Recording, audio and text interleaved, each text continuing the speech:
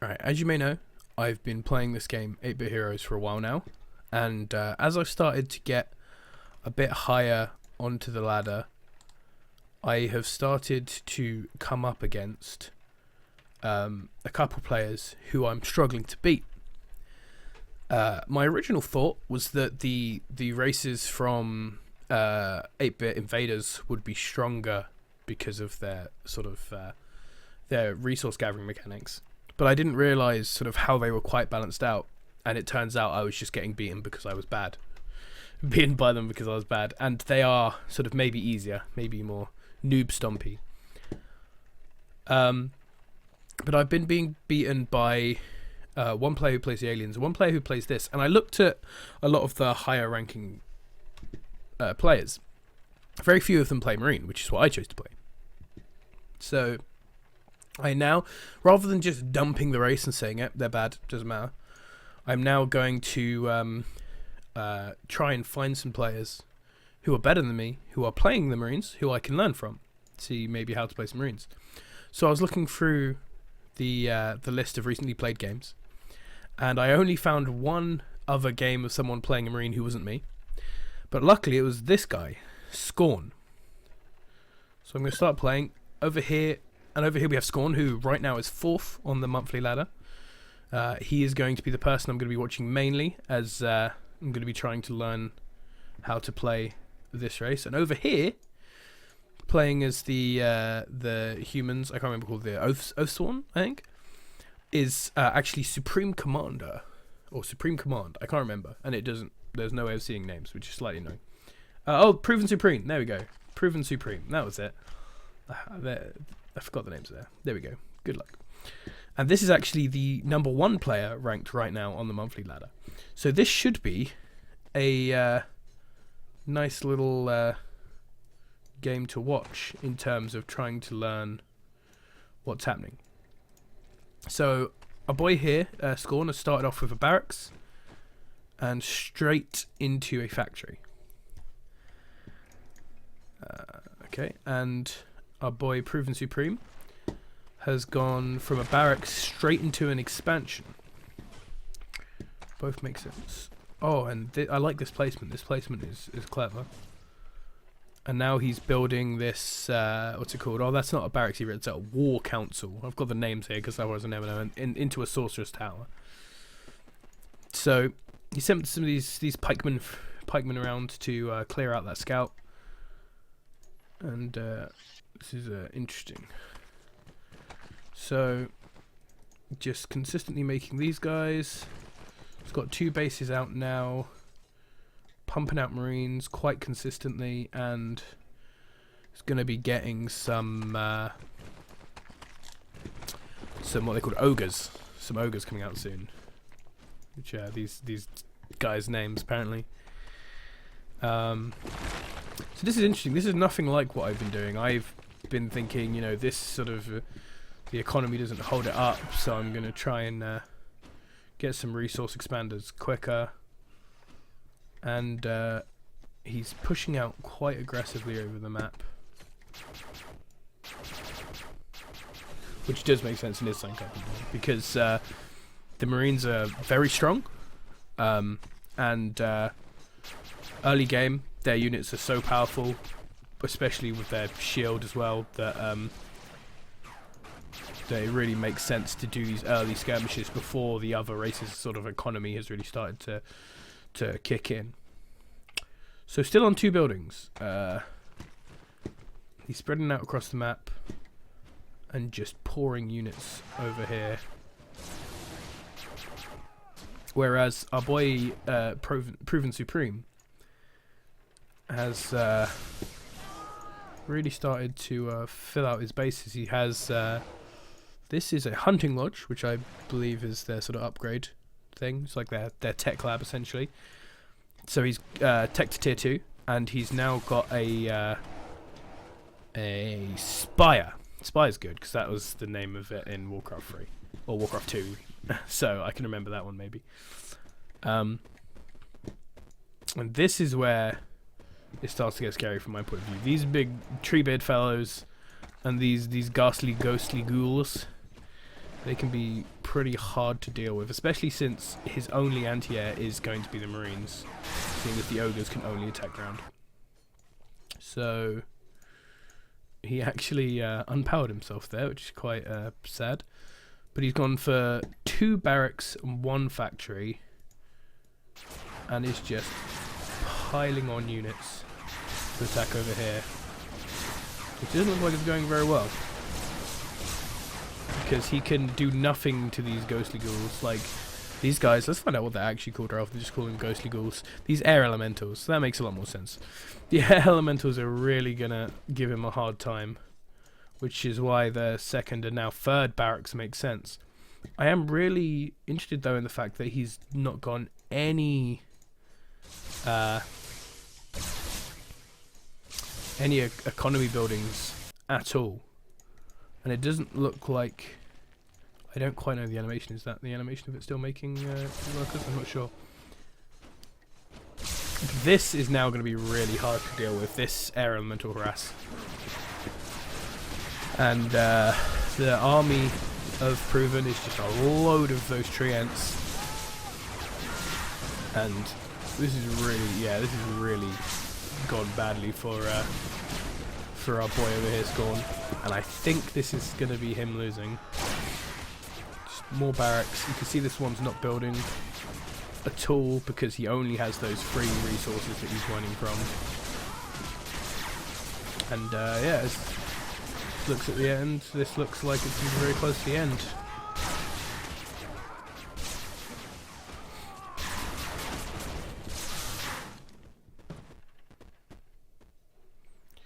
So he's expanded this 3rd time to the middle. I'm going to keep an eye on these guys because I have played some of these guys as well. So I'm going to keep an eye on what he's been doing. He's been, if you remember right, he started just immediately with the barracks. The is it called a war council? I bet it doesn't look like what it is. Immediately with this, straight into 1 of each, 1, 1, 1. And then expanding another time. Did he? Yeah, he looks like he was 1, 1, 1 for that whole time essentially. Expanded 3rd time, and then push up with a 2nd Sorcerer's Council once he teched so that he could spam these treants. Okay, well, that has been interesting. It's been educational for me, but obviously, unfortunately, this game doesn't get me any closer to how to win as Marines.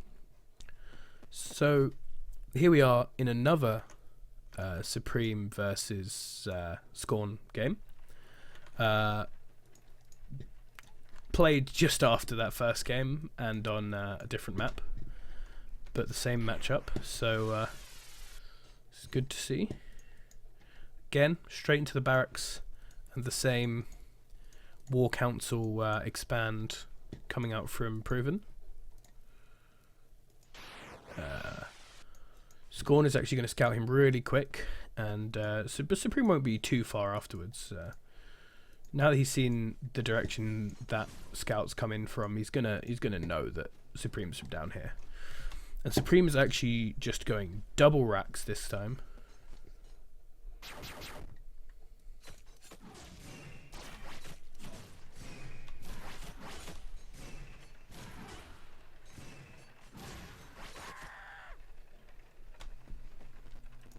Okay, so once again, just expansion, then getting the Sorcerer's Tower out, then getting the farm to keep his resource up. We can expect that the next building he's going to put down will be that spire. And on this side, it looks like Boy Scorn. Is that the unpowered? I don't think he is, or is he? No, he's not unpowered. Good. It's quite a dark colour. With the dark colours, I always get sort of confused. With the light colours, you get the white rather than the black, and it looks much brighter. So 2 racks. He is not producing much on it. And this is a resource expander there. There we go. This is sort of more what I was expecting. But He has very small army. He's not produced much on this, which is why I'm sort of surprised that he has gone for this second Rex and resource expanded. Because right now, he actually has a tiny army. He only has these 2 Marines. And now he's building a factory.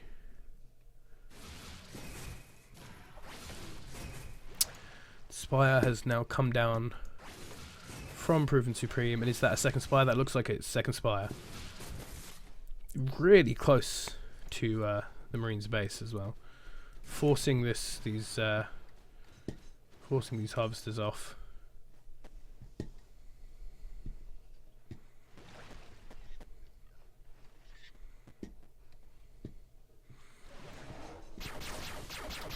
And he's building a second factory, but I don't think he can. I don't think he has the resources for what he's trying to do here. And he's just gonna have Proven Supreme running over him.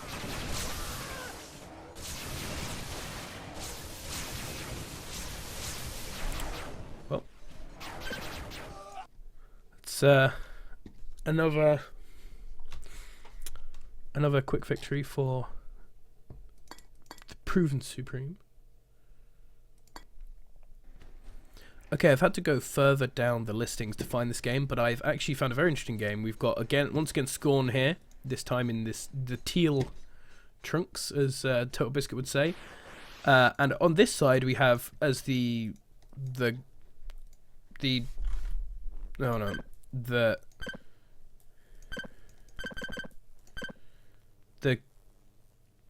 Carnioids, close enough. We have Wezu, who is, I believe, 7th on the ladder, last time I checked, for this month. This is actually the player who has been destroying me on ladder. Out of my 4 losses I've had today on ladder, 3 of them have been from Wezu. So this is actually very interesting, particularly interesting for me, as I would like to know how to beat Wezu. So this first scout loss shouldn't really have happened, but with no micro, stuff like that will happen. He's going straight into 2 racks again.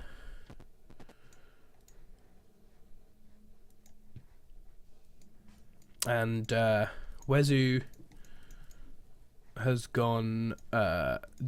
See, this is why I thought I was going about the right build, because Wezu essentially is doing exactly what I've been doing, which is first putting down the energy so that you can second put down your resource enhancer, so that you can third put down your barracks or habitat. But so I'm interested to see if this build that Scorn's doing has any validity, or if perhaps Scorn.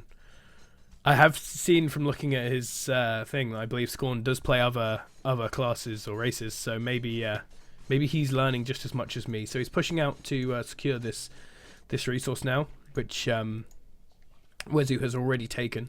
I believe the reason Wezu is faster is because of this economic build. He's had no slow time on his building, whereas almost everything that Scorn has been doing so far has been slowed down by building time. So he's pushing out now, and this is good. Should be a good engagement for him to take, as long as he doesn't stand in the goo. But Wezu has is already coming up on finishing his 1-1-1 here, whereas Scorn is just bringing up his factory with his 2 barracks. Oh, they're all in the goo there. They pushed forward the goo, pushed through the goo, but now they're going to have to go up against this thing, which is called a stink bug. Sick. Stink bugs. Now these things, they're not actually that scary, I don't think, but you need to micro against them, and with just Marines it's going to be really hard. You really need some ogres to take that out, which you can now start getting with this. Is that going to be another barracks? That is a 3rd barracks. So this is where our strategies are very much entirely divergent, is that Scorn seems to like to go for this heavy Marine play, whereas I prefer to get out the to do the 1-1-1 and then to focus more on these and use a couple of strikes to make up for my lower Marine count. But let's see what this does. Against a lot of stink bugs, a lot of Marines isn't necessarily the best way to go, but these glider things are going to be absolutely useless against Marines. Aggressors. They're absolutely useless against Marines. You'll see from these rockets damage, like, 3 of them could barely take out the Marine shield. So, Wezu now has 2 of these starport places, I can't remember what they're called. 1 of these towers, I've forgotten the name of that as well, and the habitat, which is the only one I can remember. Whereas our boy Scorn still on 3 racks and is building his 2nd factory. Oh, and there's engagement here. He's going to have to micro there. That was really bad. I think he used the auto-split function there, and they sort of didn't actually split in a good way. They all split just to different areas of the same cloud, but he has now pushed his Marines out. I would like if he'd split it a bit more to stop some of that splash damage hitting, but he is taking this fight well. The problem being that the stink bugs have cleared out almost all of his Marines, and he has nothing to deal with these aggressors. This is where having the starport is really helpful. It's not called starport, is it? What the fuck's that thing called? Drone Bay. Droneworks. That's the one. Now, with this big pack of ogres, though, he does have a very scarily oppressive ground army over here. And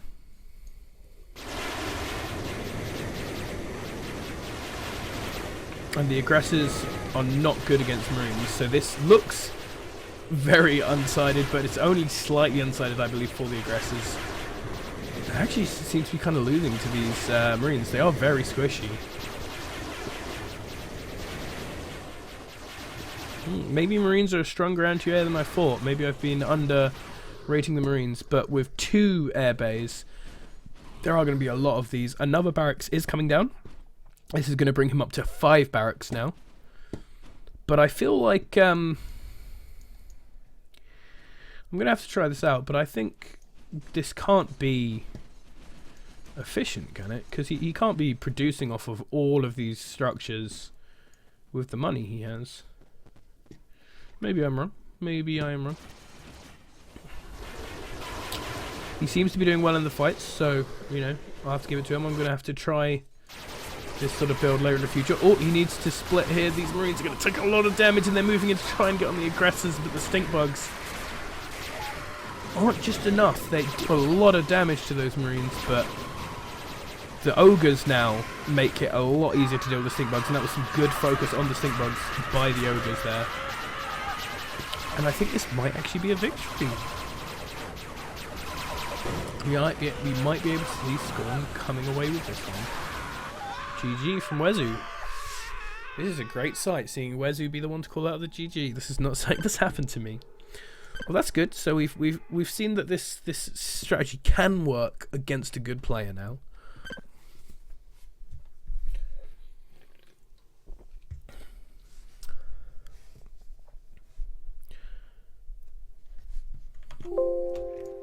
So after a lot of searching, I have found another game. Many games watched of people who clearly either weren't that good and had got their score from beating a lot of newbies, and never actually beat a high-level player. A lot of high-level players playing Marines against clearly their friends in custom games and doing ridiculous no-rush 20 games, and I think I finally might have found a game which might help me. This is the player Netput, who's actually played a few games of Marines, but I'm only going to look at this one because this is the only game he has won recently against another top-tier player, which is my old arch rival Wezu, although he is not playing his normal cardioids. which might be a bad sign. It might be perhaps a reason for the boy to struggle. Although he knows what he's doing. So this is another build against certain races that have a lot of crushable starting units. Going straight factory is something I've seen. Straight factory normally followed up by power and then the resource multiplier. He's just microing these guys around because they are so strong comparatively to these little guys. You can get a lot of early damage done. Now these guys have got the very standard opening going out. Everything's looking good for them.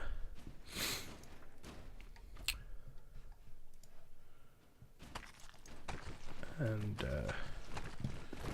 he actually hasn't done any more building. This is something that I sort of thought would be bad, but I have actually seen multiple players do. This isn't the only person who has done it. Where you essentially don't build any, like many other units. Right? You're very slow on the unit building. You are very light on other buildings, only just now building a barracks. And you do all this in order to spread these out and get these out as fast as possible. Because what I've been doing is trying to keep everything up, which slows everything down a bit. I think what these guys have been doing quite consistently, one of the consistent things I can probably take away from this, is sacrificing their army early game to just get more of these out faster. To go even more sort of extreme on this sort of economy scale as me, but without building to also go with the economy. I'm not sure how much this will help me against the alien race, but against these smaller races where you could crush them and you can do this sort of work with the ogres, because the ogres can attack while moving. It's very nice to just walk up to a group of these guys and just pull them back and do a bit of harassment damage to them.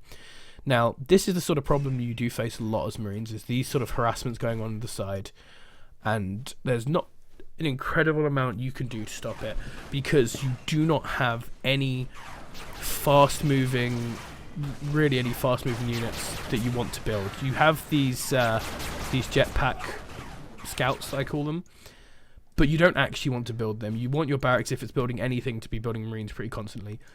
And he has now gone the eco route after getting the two of them, and that should be a second factory, or it might be a second eco booster actually, and then he'll build a second factory. This little group here is really, really annoying. But this army can keep doing some harassment there. He's hitting the tower as much as he can before he has to back off, and then he's backing off from these guys. But Wezu has added a lot of paladins to the mix, and these paladins will take a lot of damage. So even though he is pushing and doing this bit of harassment, he's not actually getting much out of it. He's mainly just getting health off the paladins. And this little squad here is going to find some more harvesters to derail, which is very annoying. I would even consider making a couple of scouts. I might even consider making a couple of scouts early game just to be able to go and deal with this. The problem is I don't know how many scouts it would take to deal with a little 4-man squad like this, and it might end up just not being worth it. It might be more worth it to sort of do what Netput's doing really, and just sort of try and avoid them, let them take one every now and again, and just keep these going up and use the resource bonuses to your extent. So what did he build? He built something that he couldn't afford. Was it? Oh, it's this. It's this tier 2 upgrade. He couldn't afford it. I thought that was a second resource building, but it was not. So Wezu now very smartly has seen that this is the point where he's trying to get harassed, and so he has just placed archery towers up there because he knows this is a super slow moving army. Netput cannot go around here to destroy this with too much of his army, or he will just get destroyed. What I'm surprised is the lack of Spire units. He's actually gone multiple barracks to get as many paladins out as possible, which will make this army incredibly tanky. But if he just gets some air elementals out, that would be really hard for him to deal with. He is now getting some of these, which are very important. Now, I don't quite agree on this. I would have preferred to see this, I feel like, to be a second one of these. But maybe this is, maybe this is why I'm losing. I would have not gone to tier 2. I would have built a second one of these, and I would have instead built a drone bay and started adding in shrikes. So he sent a little detachment there to clear off this side, and very smartly, as he sends this detachment to clear off this side, Wezu starts pushing. He knows that the army is split and that he can get an advantage from this, and he's actually managed to catch out a little bit of the army there. This is the problem with having manticores in your army, is that they cannot move and fire. But soon this second force will get here, and this is the part where they'll be able to turn it around. You can see he's already sending some marines in. Now, there we go. A little bit slow getting everyone shooting. These paladins are tanking up a lot. They're being really useful. And most of his marines are going to die before this goes down. He might want to target that elemental just to get it quickly down. He's actually split this up too far. Those marines went way out of the battle there and were not doing any damage. But he is keeping these ogres moving and keeping them doing some damage. These guys are now running back too far. This migration is a bit too slow, honestly, and Wezu's army is just pushing through. All of the paladins have finally started to die now, but this is still like a large amount of DPS going on here, and this army's just getting bigger at home. This is like interesting. Wezu has chosen to, instead of going for the treants, to go straight for the ballistas. We'll have to see how this goes. So we now have this army trying to chase this army down. This army has now sort of, I guess, accepted their death, maybe, or maybe even not. If they can probably get around here, kill this harvester, and escape up here. Maybe even hit some more harvesters on the way. I would probably grab this harvester and stop it now. Just maybe send it down there, wait for these guys to leave, and then, you know, once you see these guys leave up there, just sneak it back in, because this guy's going to take this, and this army's going to come up and see him and probably kill him. But here we go. We have some engagement going on down here again. He now has some medibots to back up his army, which is very nice. And here we go. Here are the treants coming in number for Wezu. Yeah, like I said, this harvester not having a good time right now, and this army now has decided it's going to keep going on harvester hunting, which is going to be very painful for Netput. He does still have quite a good economy by the looks of it. Still only one resource multiplier back here, but he is now making a lot of these. I've forgotten their names. The tier 2 drone shrike things.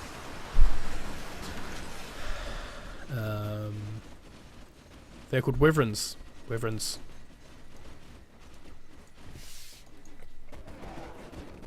But the Phoenix is coming in here for Wezu as well. It's actually a ridiculous game here. He's managing to get this big army up.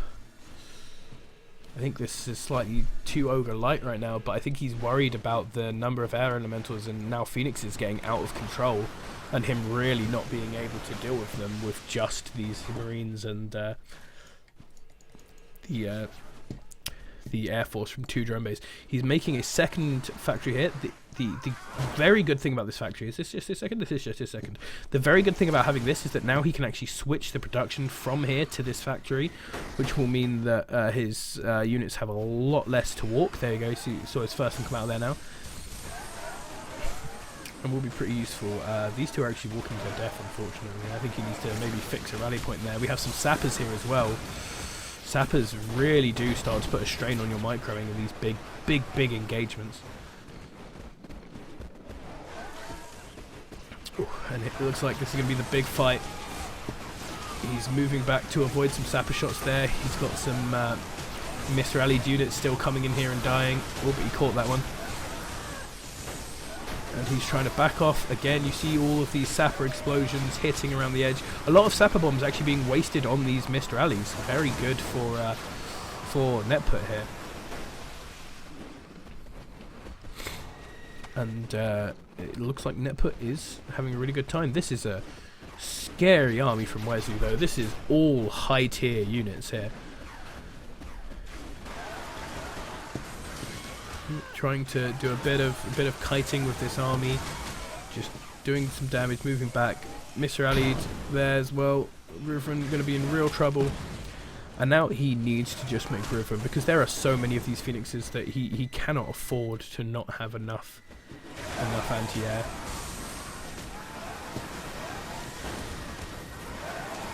Oh, but look, see these Phoenixes at the edge, they do get mashed by these But then this ground army is getting scary. He is adding on a couple more ogres, which is going to be really useful to deal with these. Ooh, this fight is so close. A lot of more wyverns adding in here. And some phoenixes not being added to the back of the fight here. This marine taking a lot of phoenix hits. That's very useful for the rest of the army.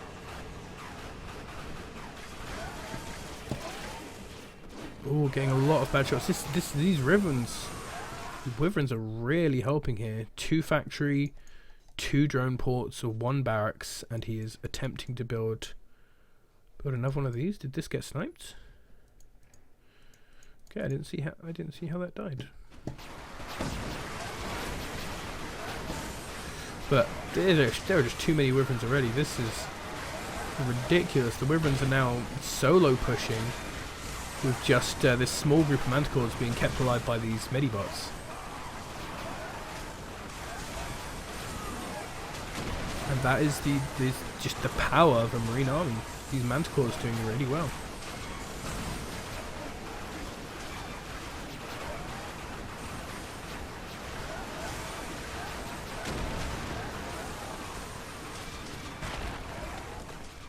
Look at all those spires, holy hell.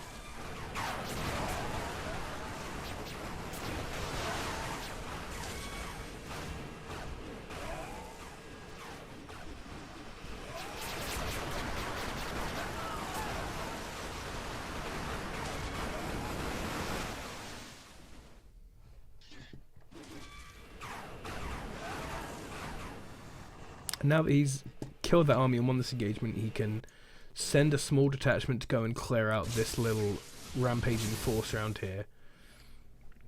He needs to build another power generator to get his buildings up. He's placed it down there. And he now has this army which, if he can just keep his production up on the level of Wezu's, he's going to be really good. And Wezu actually having probably a hard time here. He's mined out a lot of these early bases, so this is now not his anymore. This has been entirely mined out. This is close to mined out. This is entirely mined out. These are now entirely in the control. He was mining from that a little bit, but this is now entirely in the control of Netput. And Netput's economy is now just like so higher.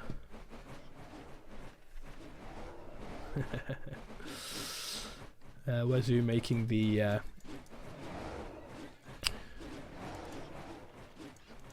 clear, I can't even think of the word, but the clear call that these units do indeed apparently counter the wyverns and the these things. I keep wanting to call them Hellcats because of what's it called? Manticores, that's it. Because of Mech-Warrior. So yeah, now this push, this is just a beastly army. And this is coming into the ease of economy that they do have, that, you know, their economy is very weak in the earlier game, but once you get to this late game, the fact that you do not have to expend any APM having most of the map in here, as long as you keep your army good. I think that game was pretty helpful. I might, if I can find one that lasted decently long, even go and look at one of Netput's losses. This will probably be the last game that I look at. There are a few games of Netput playing Marines against someone else, but I can only find one against another high-ranked player, which is a loss to Dissonant. So, that might be his clan, I don't know. I'm going to call him Dissonant for now, until I find out that that's wrong. And until I remember to put the microphone in front of my face. So, what are we doing here? Again, factory first. This is not entirely unthinkable because he is playing against the Guardians. And early game, the Guardians are going to have a lot of these little squishy peoples, which an ogre can just trample across. I may try and find him play, even if it's against a bad player, and maybe see what he goes against a race which doesn't have these sort of level of squishies. Maybe in a mirror matchup. There's actually a game of him losing a mirror matchup to a not dissimilarly ranked player to me, so I might have a look at that after this.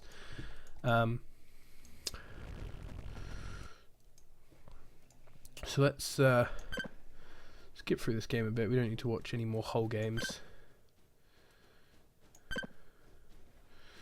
So again, he seems to be focusing. Actually, I think I was clicking not enough on those. Is this sending me back in time?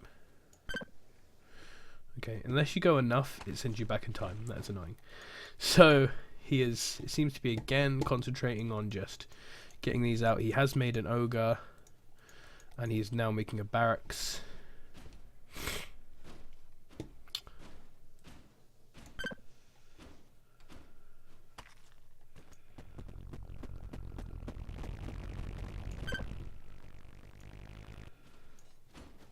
Yep.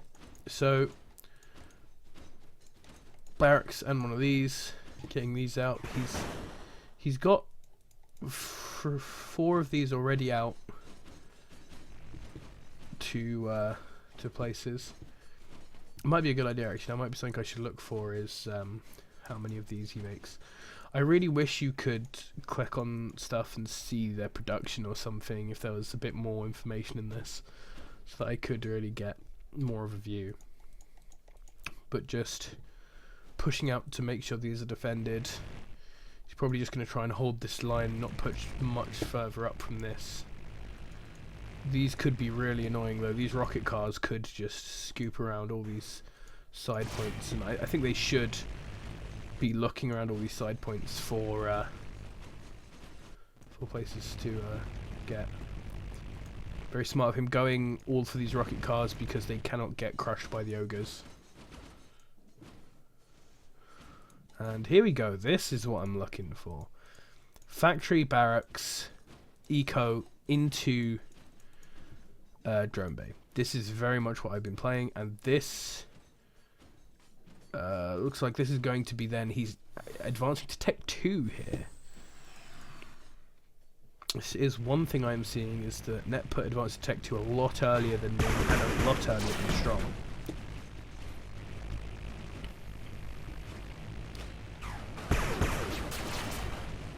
I think he very much believes, very likely correctly, that the way he seems to play games is to use Ogre Marine entirely as a stalling mechanism, just to hold these. And then that he will build Manticore or Riven, and that will be what wins him the game. Mistiming there though. He only had 1 power generator before he built that. So boy here doing, yep, just all factories after his first barracks. All factories. It is interesting that you seem to build a lot less structures in a lot of these strategies, apart from some of Strom's immediate 4 barrack strategies. So, there needs to be some more splitting on these Marines. These fire tanks are really hurting them. He's realised how much damage those fire tanks are doing, and he is backing these up. He's tried to split them up so he can micro-mold them. Those Marines are still getting hit by a lot of these fire tanks. Hopefully these ogres do it. Oh, and he's actually walking his some of his ogres over there. This is smart to try and pick off some of these humans, some of these oh, and there we go, he gets his first Riven. That's nice. That is a nice idea, sending a couple of ogres to walk over the units, so that you don't throw away all of your ogres, but you get some. He is still on ogre production right now, by the looks of it, and he is just going ogre, Riven, Marine. He is walking away from these. I feel like there could be more splitting done in these fights, but he does have a good economy with these hidden harvesters up in the top side. And now, there we go. There is an airport going down from our man. He has his second barracks out to get more of these commandos out, and he's adding in that airport now. Surprising, I feel, to see a game where the Marines are the first to get air. Sometimes these things happen. He's still on Ogre Riverin by the looks of things. Ogres, I believe, do deal with these tanks better than Manticores do.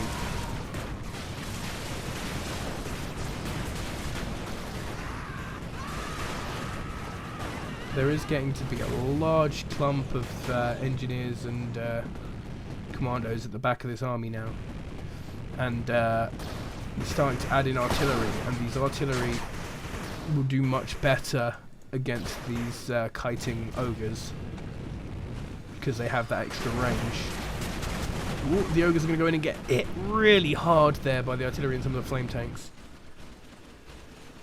It's really not looking good, and I can sort of see why this army ends up going over there. I think one of the big downsides to Marines as a race, and one of the reasons why they might be considered a bit weaker, is that they really seem to have, I think I'm right in saying they have actually no splash damage, which in these big fights, like, really weakens them.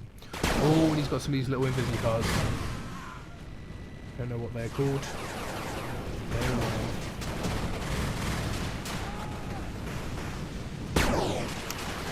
He's starting to try and add the Manticores now. Once he's added a few more of these in, it looks like he sticks on ogres while he has less factories, and they'll be in smaller numbers. And then once he's built enough factories that he believes he can successfully mass them, he then goes for the Manticores. Ooh, that was dangerous from those Manticores.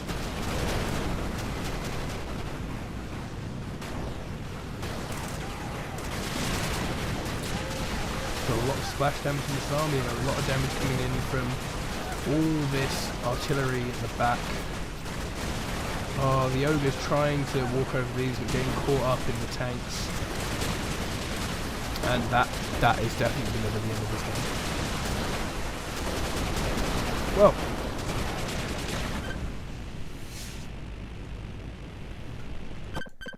as we see this game close, let's do a quick sort of conclusion over what we have seen in this video.